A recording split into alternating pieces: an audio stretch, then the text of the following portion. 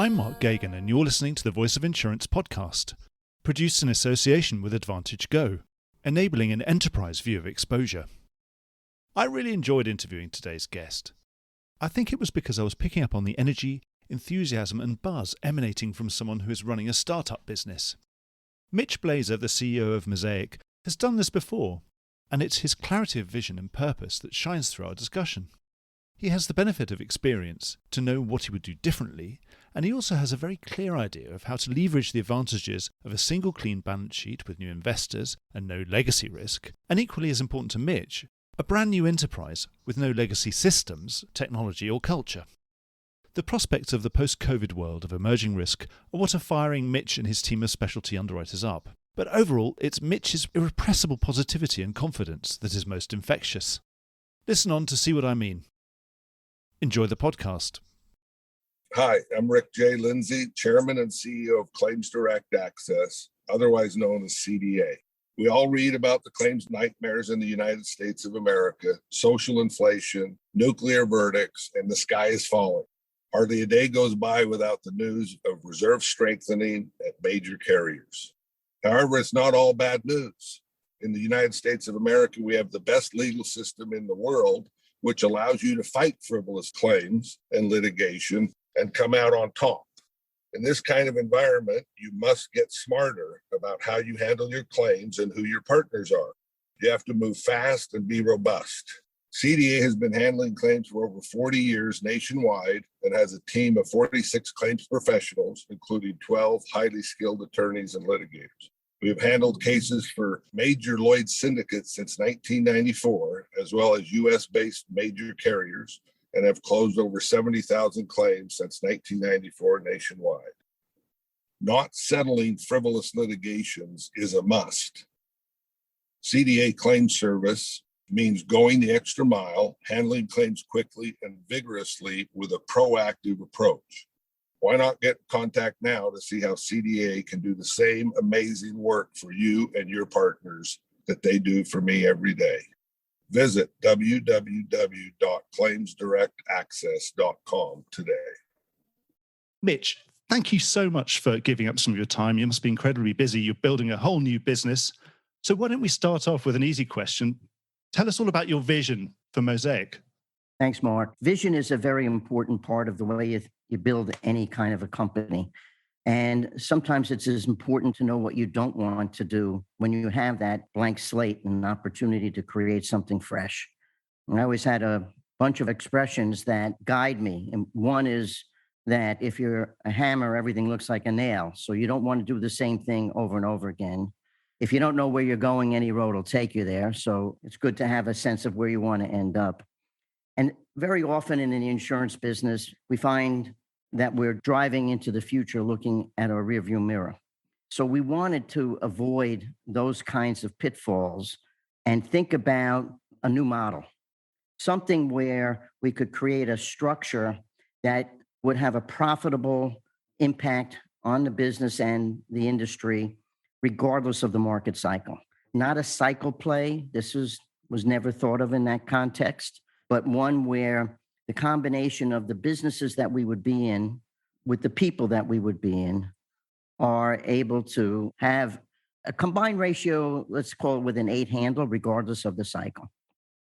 The other thing is, and coming back to the vision and the name, is taking what we thought might be the best bits of the insurance industry and how we would bring them together with the syndicate as a centerpiece, Lloyd's, and then the underwriting hubs in geographies around the world that could distribute capacity into those local markets. So that was kind of the core part of the structural aspect of the vision.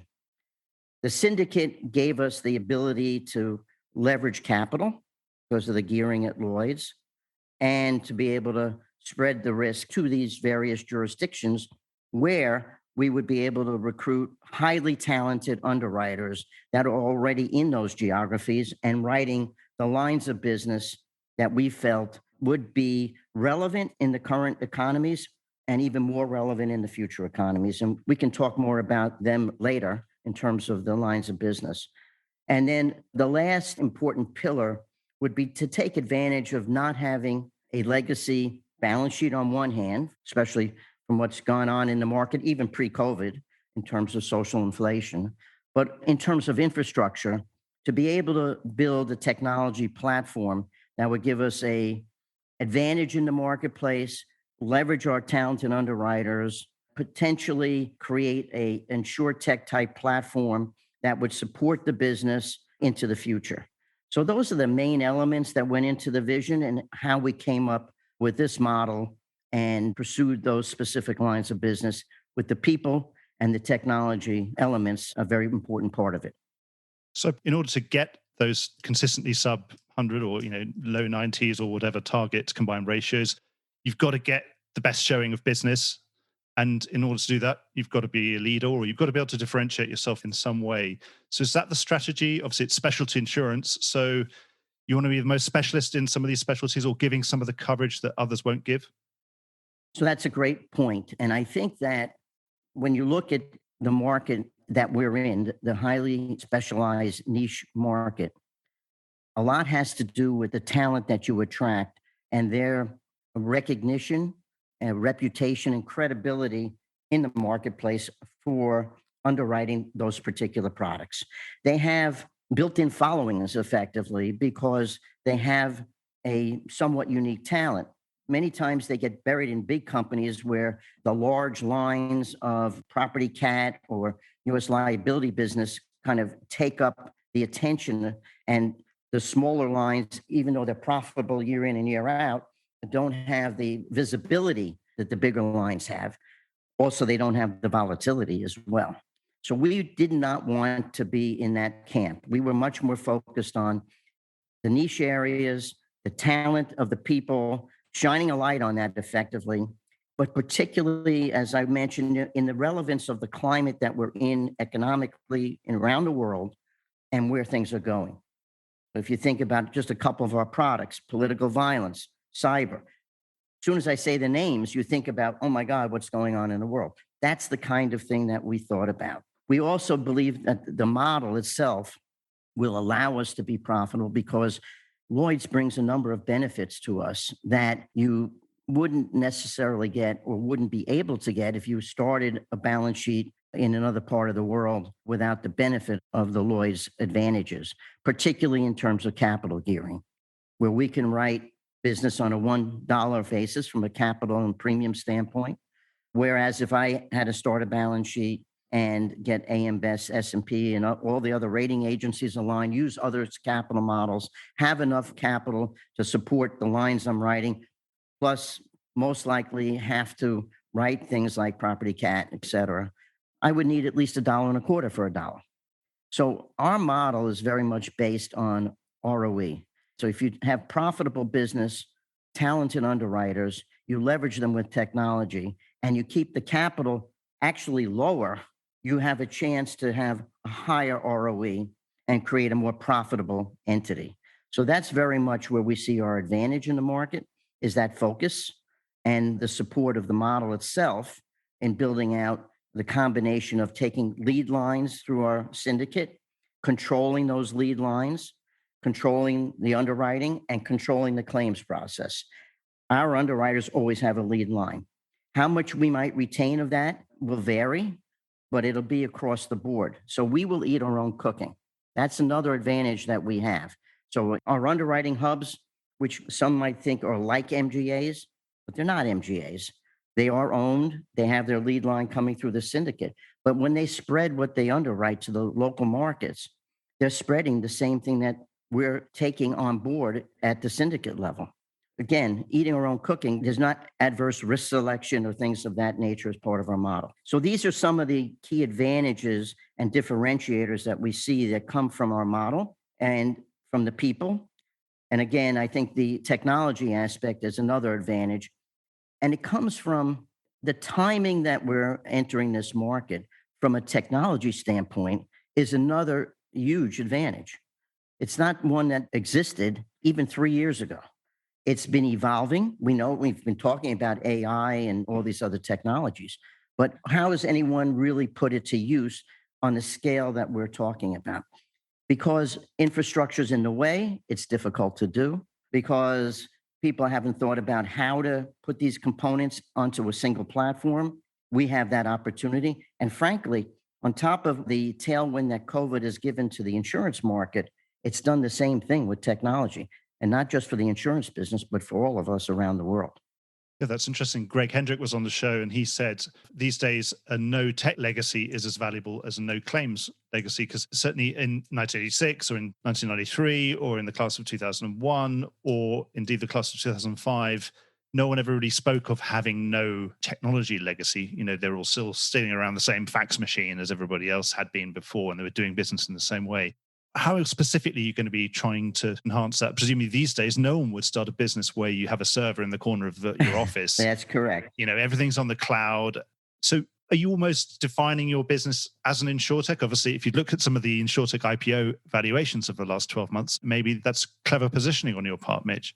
So I think there's a number of answers to that question. And our goal isn't to be an insurtech, but our goal is to really take advantage of modern technology in supporting our underwriting. So a byproduct of that could surely be an insurtech type of product platform, but that's not the initial goal.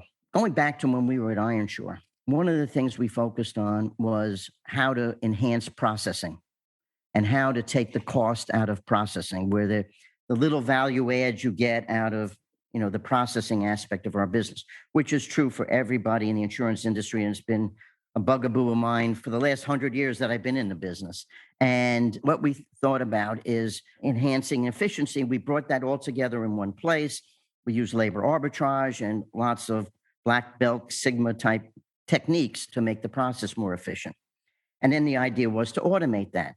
But what happens in the world, and this is in 2011, so just to give a time check, that's when we started it. Nowadays, you don't even have to go there because you can just create a platform and pop these technologies on it that will support, in this example, automated processing end to end. And if we want to change it out because somebody came up with something better, it's easy to do. These are very modular things. They're not ingrained into the infrastructure. They're not integrated into the infrastructure. So it gives us a lot more flexibility. You're not an insurtech in the sense that you're trying to build your own technology. You're far more an enthusiastic adopter of the technology that's out there and is to be developed, and you're happy to partner with people who've got new ideas. Correct. And I would also add to that, if you think about the technology in pillars, that in today's world, the front end using AI, artificial intelligence, and the algorithms can be built that specifically align with our lines of business, the lines that we're underwriting, that support the specific underwriters. So rather than getting a submission and scurrying about to try to figure out, I better Google this and search for that and bring in external data factors, the front end is doing it all for you and delivering it to your desktop. And as an underwriter, if there's something else you want to do, you're effectively teaching the algorithm to include it next time. So it gets smarter. So your front end is getting smarter and smarter, aligning to your underwriting. You still need the technical underwriter capabilities and decision making, but a lot of the underwriting support aspects of the manual aspects of might consider technical because you're doing it online, but the gathering of that data is being done for you, as well as a lot of the analytics. So that's like a front end pillar.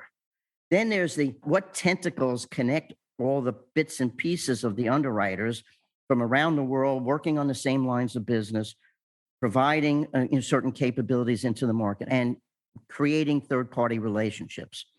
We think those tentacles will be largely blockchain based and will allow our capital partners as well as ourselves to understand where we sit on any risk at any time. So if there's a loss that you read about in the paper, you could immediately find out if you were on it or not, instead of waiting for a bordereau for a month or 3 months.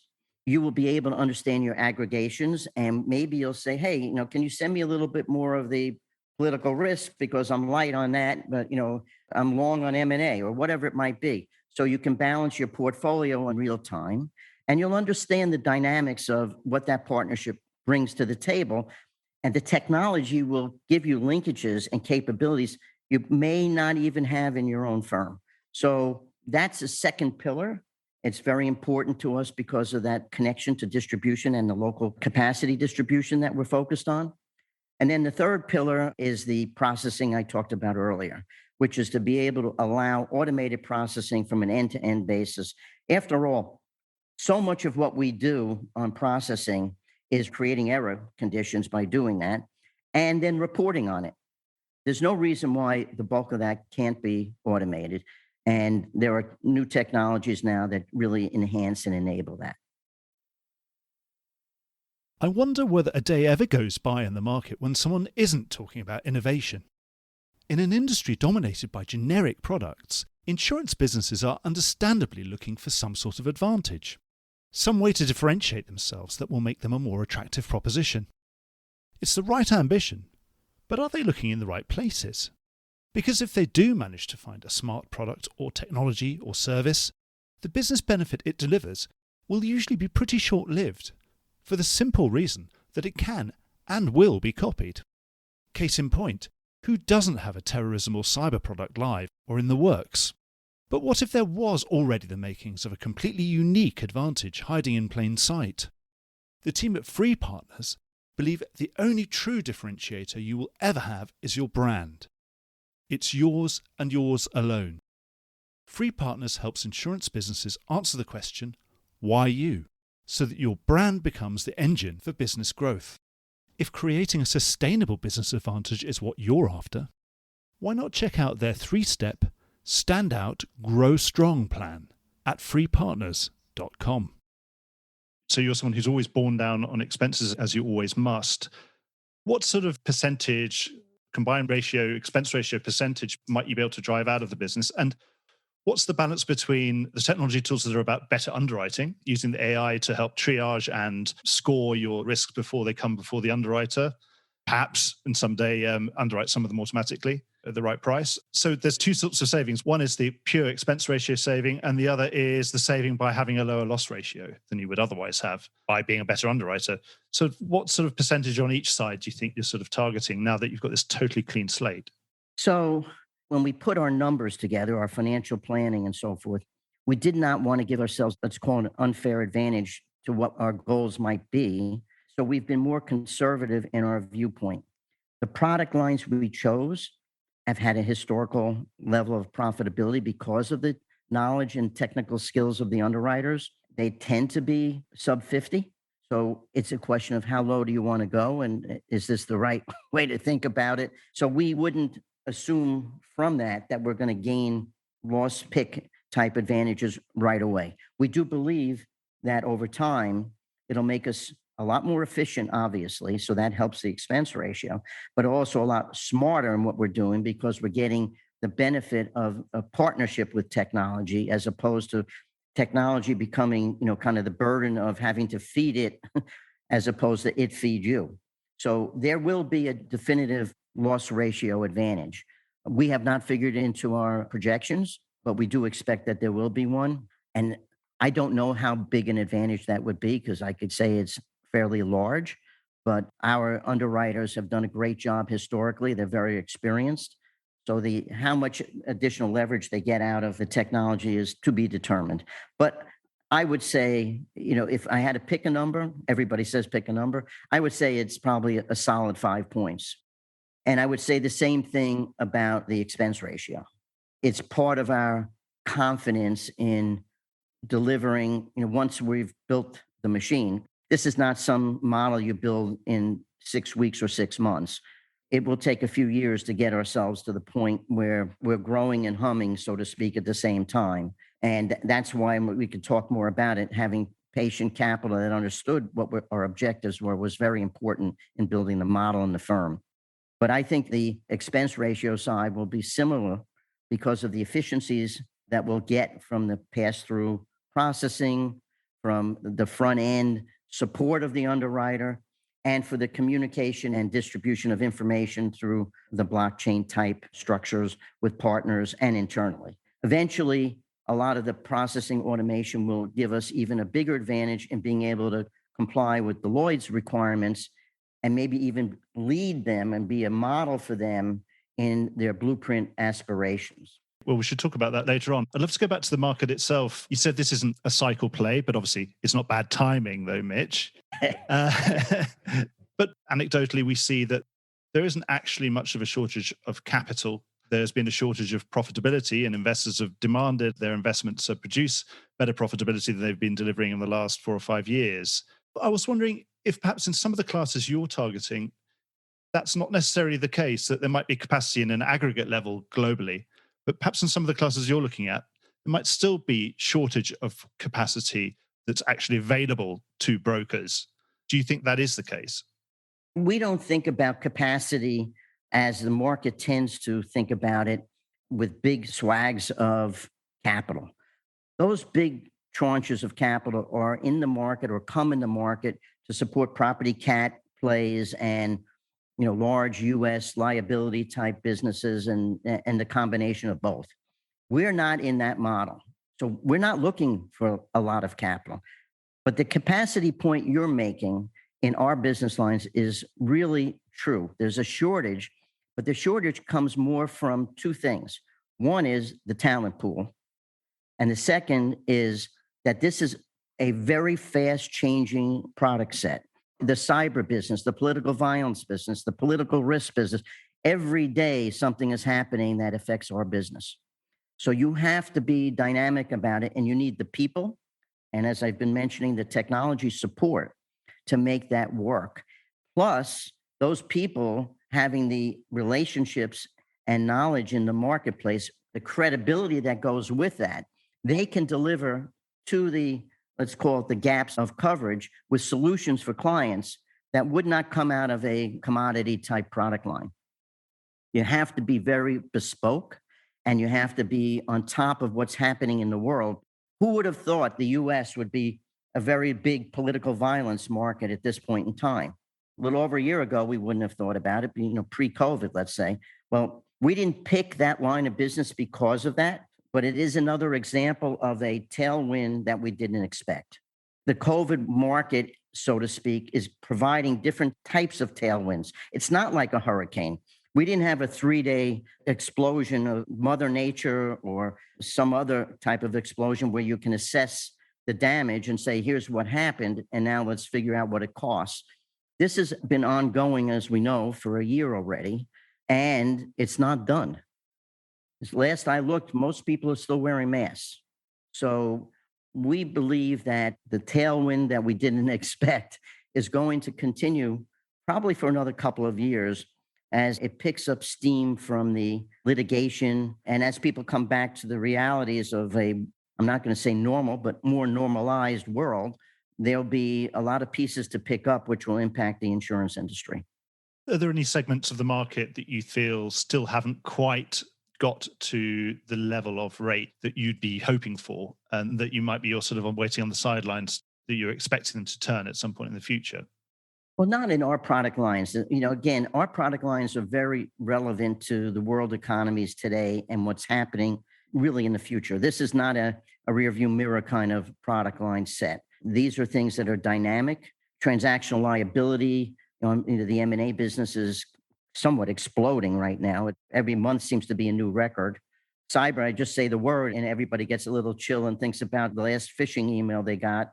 Political risk, governments behaving badly. Well, maybe they haven't even started to get there yet until they have to collect back the funds that they've lost because of COVID. Environmental liability, again, the world climate control and change and all the impacts that we're seeing, that's not going to slow down. And the addressing of it by the world is only going to make it more relevant in the future.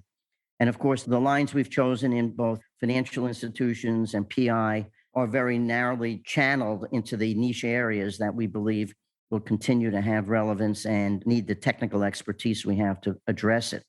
So I don't see that so much from our standpoint. I do believe, and I would do the same thing, that the legacy carrier marketplace is bleeding in the reserves as they can. Started in 2020, over the first quarter, second quarter, it will continue in 2021. I think it will continue on because as more cases and litigation and losses come to light, that number is only going to go up. I don't think anybody's put down such gigantic reserves that they're never going to have to revisit them. That will continue to impact the rate environment. How dramatically more, I don't know, but we are very comfortable that with rate adequacy at the moment and having the tailwind, as I keep saying, we didn't expect. We've had this kind of consensus of an industry loss from COVID, for example, of 50 to $70 billion. Do you think that that's just too early to tell, or do you think it's likely to be higher than that? I don't have a number. I just have enough knowledge about where we are, as I mentioned, the bleeding in of those reserves. To be able to say it's over is premature. To be able to say how big can it can get pretty big because the governments in the major domiciles where these exposures exist, and let's pick the US as the poster child for that, will have litigation and look at the insurance industry as another backstop. The juries and the government support will not favor the insurance companies. They will favor the plaintiffs. So there will be more to come. It's just hard to say how much. I presume we're just nowhere near apportioning in any kind of blame for all this. We're still dealing with it. Correct. And I believe on top of that, the quantification of what has happened isn't fully known either and is still developing. So there's more to come from that, as well as the litigation for what we do know about. And the combination could be very large. Mitch, you mentioned before that you thought it was more perhaps overall industry reserve strengthening, not just for COVID, but for everything and whatever sins of the soft market past. You thought it might be a bit more of a pay-as-you-go type reserve strengthening. Yes, I think social inflation had begun before COVID. In fact, when we were thinking about the rate environment for our products, we were already seeing the impact on the market of the realization that social inflation was impacting reserves across the board. And therefore, rate adequacy had to be improved in order to support the businesses going forward. We saw that before COVID. COVID, just like with everything else, has accelerated, accentuated, and in this case, added gigantic layers to that problem. I'd love to go into that relationship you've got with third-party capital. You mentioned about syndicating some of those risks that you're leading. And you even said perhaps in local markets as well, not just within the Lloyd's market. Would you be the sort of thing where you might be actually most intentionally trying to assemble consortia that would sit behind your lead so that the broker knows that they come to you and maybe you've got a $20 million line, but they can get 100 swung straight away and then you can be really relevant and solve most of their clients' problems with that kind of thing? Is that the sort of play that you've got? Or is it more about capital or, wanting to make money on profit commissions or ceding commissions and that kind of thing? So as I mentioned, we're totally aligned with anybody we do business with, whether it's a consortium, industry third-party capital, alternative capital. Anyone we do business with will know that we're eating our own cooking, taking the lead line, and controlling the underwriting. It's not about risk selection adversely for third-party capital. So that's part of the mantra, the underpinning. The other thing that goes with that is that we will be able to create consortiums and third-party capital structures that allow us to punch above our weight, to take your point. And in some of these business lines, we've already done that. So the ability to assemble that support comes with a track record of having done it. The people that are coming in to lead these lines of business and that are already here have done that before and are doing it again. So we do believe that the consortium construct, as well as industry capital, will come in and support us in that way. And it'll be a combination of whether it's on the reinsurance side or whether it's the third-party capital industry side or consortiums through what we can pull together through Lloyd's on a global basis. We will be able to create that kind of capacity, and we will be able then to distribute that capacity into the local markets where we operate. So we have underwriters already, and it's based upon their capabilities in our lines of business. We already have underwriters sitting in Chicago, New York, Bermuda, London, Hong Kong, Singapore. We'll probably add Europe. We'll probably add another location or two in America. And it's really based upon where we see the opportunity to take our set of products or some subset of them and distribute them into those local markets by having this global capacity and being able to take advantage of having our capital consolidated, centralized in the syndicate. So we don't have to go around popping new balance sheets into every jurisdiction. We can leverage the balance sheet we have, a single balance sheet, which has fantastic gearing. And then our focus is on ROE and creating profitability, because our mantra as a startup and with the people we're attracting is we're all owners. This is about an ownership culture. And if you own it, if you have a piece of the action and you're thinking about everything you do as an owner, then that's how you're going to focus your time and your attention, your underwriting from the bottom line perspective. Whether it's expenses, whether it's the risk selection, top line is not the driver for us. Bottom line is. And that's aligned with this ownership culture that we very much focused on having, developing, and growing. Well, Mitch, I've already read that you definitely had plans for operations in Bermuda. Obviously, you must be in London, the US. You've mentioned different locations in the US and in Asia. I was going to ask you whether there was any particular order of priority. So is it right to assume from what you've just said that actually you're going to go wherever the client demand is and wherever you, presumably Lloyd's has a license, and you can got a good business case for having an underwriter down in whichever territory, I presume? You're kind of agnostic.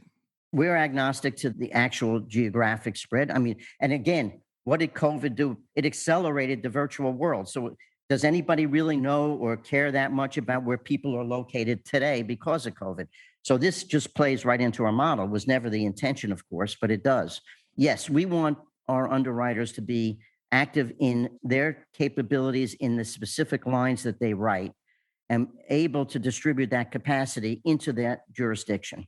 And if they have that capability and they're talented, we want them on the team. So it's kind of a little bit of self-selection, and it's a little bit of our targeted opportunity to be able to take advantage of our model, regardless of where the underwriter might be located. This is an important feature for us, is to be able to do that. And our goal would be in 5 years that we're top 3 in all of our lines of business. I would say that you also have to think of our lines of business as being global. Maybe the leader is in one place, but the underwriters will be coming from the jurisdictions and the places where that business is. And most of our businesses will be in most of our geographies. You mentioned about having patient capital behind you. I hear that a lot. I think everyone says that when they're just starting. I suppose no one wants to say that their capital wants to exit in year 4 or something. Can we go into their expectations? When you sit down with your business plan with them, what is their sort of appetite for that kind of risk and the sort of time frame that they're looking at? So let's start with who are the capital providers. We have the management team has taken I'd say a sizable percentage of over 5% of the company. We have a strategic partner, which is Hanover Re, and they are very strategic with us, and they're a minority partner. And then we have been fortunate to find Golden Gate Capital. Golden Gate is a private equity firm with $17 billion of capacity based out of San Francisco. What their funds and the way their funds operate is they're perpetual funds. So there's a big distinction between a perpetual fund and let's call it a typical private equity fund. In most private equity environments, they will tell you and they'll tout that, well, we could monetize in 7 years. Okay, that's great. And how old is the fund? Well, the fund is 2 years old. Well, now the 7 years is 5. Okay, and then how do I get to that point? Well, after about 3 years, we need to dress you up for sale. So we're going to stop investing and we're going to start making you look pretty to whoever's going to come and monetize. In a perpetual fund, they have no timeline or deadline for monetization. It could be 20 years. Most of it will depend upon management reaching a certain degree of maturation with the firm's development and being able to correlate that with the ownership to say, now's a good time. What we need is a new platform. What we need is to be public. What we need is a strategic relationship, the market opportunity, whatever dynamic has occurred. But we're more able to see that world and then do something about it than have the world do it to us. And that's a great benefit of long-term capital. And the perpetual fund is real. So that's why we talk about it and why we were so happy to have them as a partner, because we believe that what we're building is brick by brick. We don't see this as make a gigantic bet on earthquake or hurricane or whatever. And if it happens, okay, bad luck. If it doesn't happen, super, we just made a lot of money. Let's get out of here. This is a long-term play. Our partners will know that we're here for a long term. And that's another benefit. We're representing capability and financial security to our clients. And that's a critical side benefit of the relationship that we'll have with our capital providers. If you describe it, it's much more like a pension fund than it is a private equity fund, and you're more likely to be kicking them out of bed than the other way around. Correct. Obviously, those are joint decisions that we don't looking to kick anybody anywhere, especially out of bed. I would say to you that that long-term aspect is probably better than a pension fund because as far as I know, in pension funds, insurance is a tiny little sliver of what they do. And a pension fund can be fickle about whether or not they really want it or not, even though they could hold it forever. This is really geared toward a long-term build and long-term hold, both from their standpoint in fund management and our standpoint in building this company. What's your own sort of aspirations? For example, it seems the way you describe it, you could probably be a private company forever. It seems to be more and more the case, particularly if you needed more capital to grow and you got more partners, more perpetual style capital partners. But what's your own view? Do you think you could be going public? Obviously, in this class of 2020, we've had a huge variety. We've had public from day one company as well. Right. Well, there's the SPACs and the IPOs and all the different options for monetization.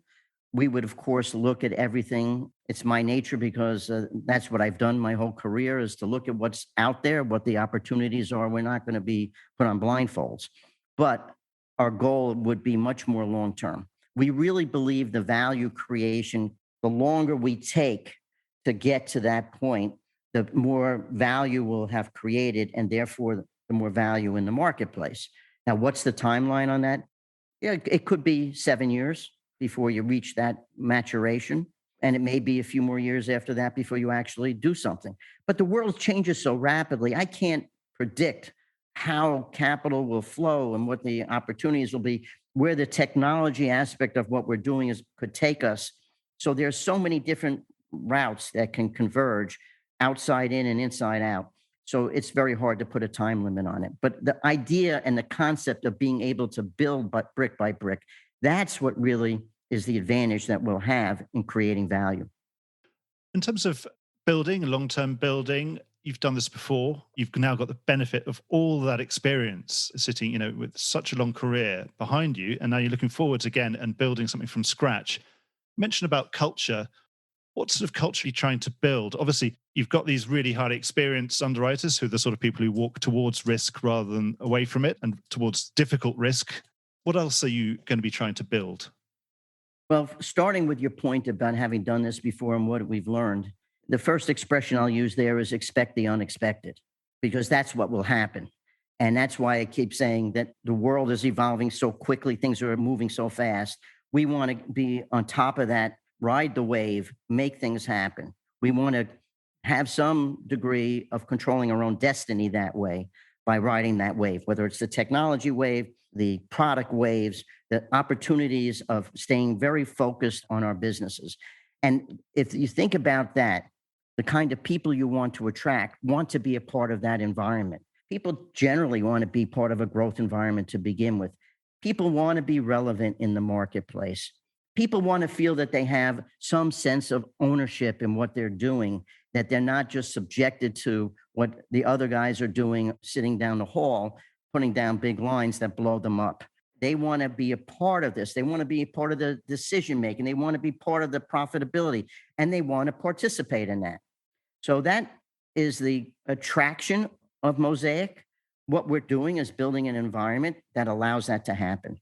Everybody will be a part of that. Everybody will have some ownership. Everybody will feel like an entrepreneur. By the way, I do a lot of work with colleges and GW in particular. And I'll tell you, that's what all young people want to do today.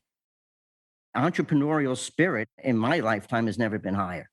Everybody wants to be creative. Everybody wants to participate. Everybody wants to make something happen. And we want those kinds of people to be a part of our team. And they are, and they will be. So that's our attraction. It's also what they want, and it makes for a good match. And we build a culture around that and empower our people. Diversity and inclusion isn't just an expression for us. We're really focused on that. During International Women's Day, I spoke to the team and I said, we are in a recruiting phase. We are building this company. Everybody should have this at the forefront of their thinking and not just looking for their old chum or whatever it is. This is time to build with D&I at the forefront. So these are the kinds of things that bring people together and create a cultural environment. And that's our focus.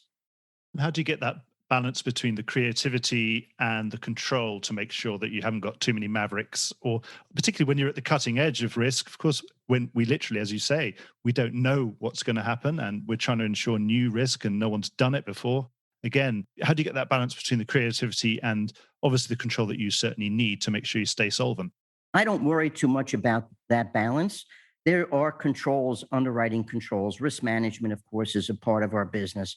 And we think about that everywhere we are. And whether you're sitting in Asia, whether you're sitting in America, whether you're sitting in Bermuda, there are certain pathways with risk management and controls that are part of every insurance business and are a part of ours. It starts with two things. One is the technology providing the information, and the other is having the eyeballs on the problem and seeing what the opportunities are versus the risk taking and things of that nature.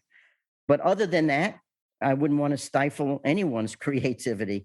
We want people thinking outside that box. We want to bring new ideas and new ways of doing business, and we want to bring new solutions to our clients. So no reason to stifle creativity. We want to encourage it and empower it. Mitch, I've really enjoyed our conversation. I think it's been really wide-ranging. It sounds really exciting what you're doing, and I hope this serves as a beacon to everybody. For one, to collaborate with you on technology, to come and talk to you, to offer you following capacity, get involved with consortia. There's a whole lot to be talking about. So I hope we'll be talking about it again on The Voice of Insurance sometime soon. Thank you so much, Mitch. Thank you, Mark. It's been a pleasure, and I can talk about Mosaic anytime you like. I appreciate the opportunity. I'll take you up on that. Thanks a lot. Thank you. Well, I hope you enjoyed today's episode. If you did, don't forget to subscribe or leave a like or a review or recommendation on whatever podcast platform you used to access this program. These really help get the word out.